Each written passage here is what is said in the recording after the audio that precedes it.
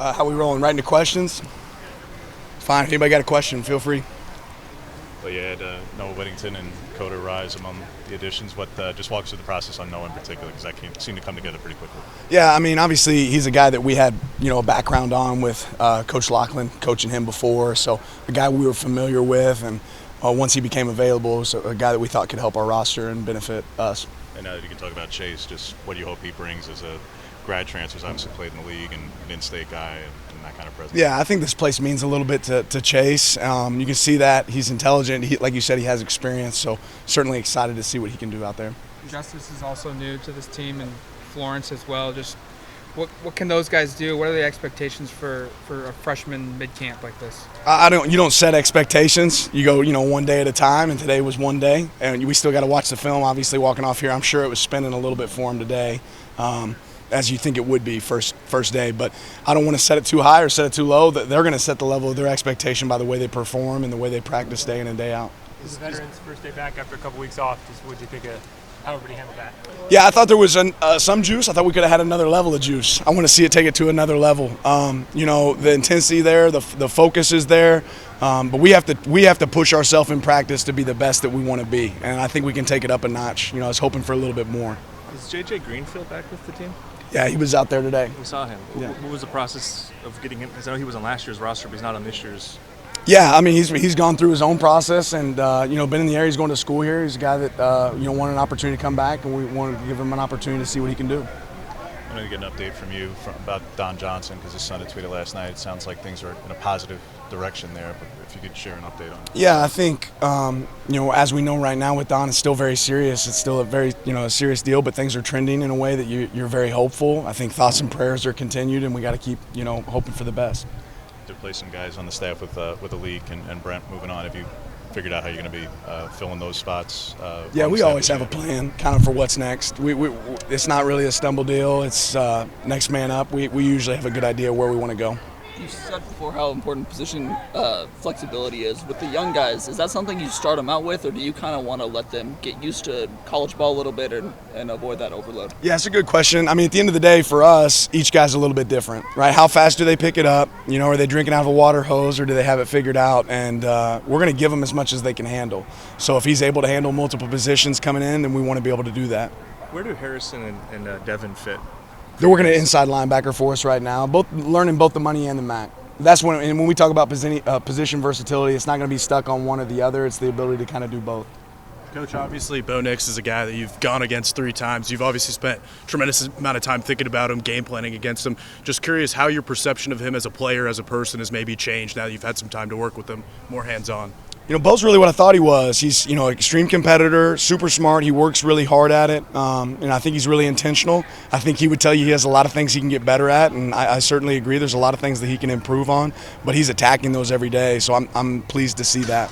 What do you want to see from the quarterbacks as a group, both this week and heading into the first scrimmage a week from Saturday, so really the next 5-6 practices? Well, certainly one positive today is the offense had some explosive plays out there, which was exciting. On the same note, we also had some turnovers that I don't want to see, right? I thought we could have been a little bit better in our 2-minute scenario there at the end of practice with our offense and the operation there. So good job on the explosive plays, but we want to take care of the ball going forward. One of those early enrollees in the DBs. With such a young cornerback room, what kind of steps are you kind of hoping to see from that group in the spring? Yeah, I mean, we want to throw them in there early, let them get some experience, and see how they take. I'm not a big believer in having guys learn and watch from the sideline. You want to be able to get mental reps when you can, but you can do that by getting reps. So we're going to throw those guys out on the field, coach them as we go. If there's things we can improve on, that's what we want to focus on. How much does that help to bring a guy like Christian, a proven Pac-12 guy, into that room? Yeah, I mean, having Christian here, obviously, coach's familiarity with Christian was certainly a benefit as well. And I think it shows up on the field, his experience. He's used, but there's a lot of things he's still learning. This is a different system for him, and certainly a different process for him and some stuff that he can improve. But having Christian here is certainly good for our program. Walking off practice, what's the first thing you're going to watch on film? You mentioned you haven't watched film yet, so what's that first thing you want to watch? I'm always checking for efficiency. I'm always just want to see how can we be better and more efficient in practice, talking about our players and our coaches, and then effort, right? There's a lot of things. You can draw up a lot of things on the board, a lot of X's and O's, and the reality is none of that matters if you're not playing hard. We want to make sure our guys are playing fast and playing hard. Is there anybody who's caught your eye so far who immediately checks all those boxes? It's just kind of that guy every day? I don't think so, not yet. I mean, we've had 2 pads without practice. We've had, 2 practices without pads, right? 1 pad, padded practice so far. I think it's really too early to certainly crown anybody, and every one of our guys, I think, and coaches still have a lot of improvement. How do you think the culture, how are you establishing that? I guess, was it a 17-day break? I know people were all over the place, but was there something how are you maximizing, I guess, your time in terms of instilling?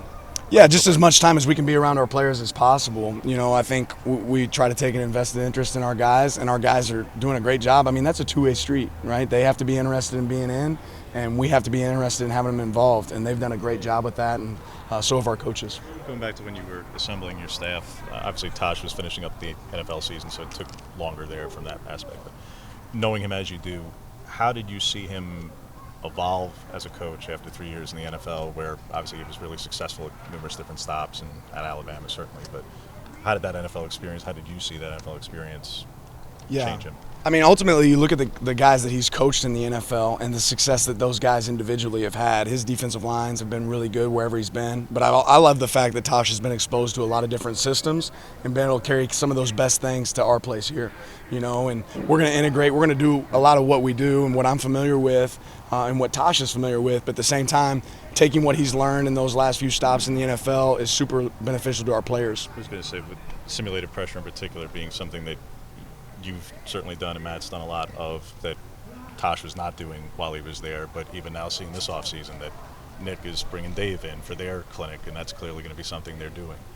Do you feel like that you were at the forefront of that and that movement within the sport? I mean, I'm a big believer in it. I think it makes you certainly successful, the simulated pressure piece. But if it's all you do, there's a way to attack it, just like anything on defense. So we have to be multiple.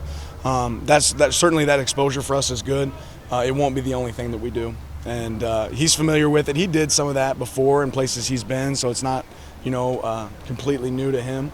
But it's something we will definitely carry. You mentioned doing 2 minute drill. How often do you do that this month, where even just a period or two in practice, you cut it loose and kind of play football? Yeah, we're going to try to create situations in practice a lot, right? And, today was 2 minute. It's something we can coach off of. We had a lot of 3rd and long emphasis today in practice, right? But we're going to try to create situations because we want to model the game as much as possible within practice and then coach those situations on film.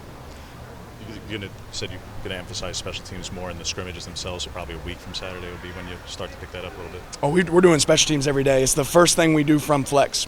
So I don't know if you guys are getting out there in time to see that or not, but the very first thing we do from flex period is going to special teams, and that's part of the emphasis there for us there. I think the place that we're different is how we do special teams. We break it down into more of an individual mode in a lot of our drill work, and we're still getting several special teams periods within practice as well beyond that period you see. That's one of the things I was going to ask was previously Stumble Bum was one of the first things, and that's such an iconic thing from where you'd been before. Is that still part of the thing, or is that just not something that Joe does?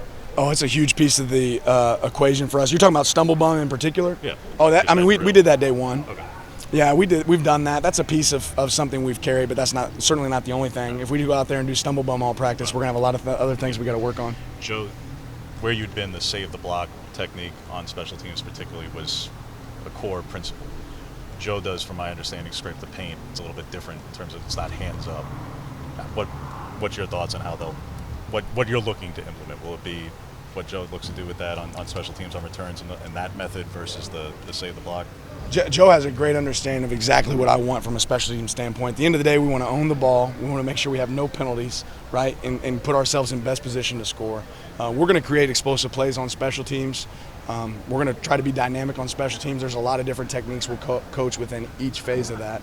But the key is you put an emphasis on it, right? You're not going to be successful on it if you don't spend time on it. With Friday being pro day, I know these are obviously players you inherited and you have a chance to coach, but it's always a big day for a program and a big opportunity, and you have a top 10 projected guy going to be here and stuff, and former players, Anthony Thomas here.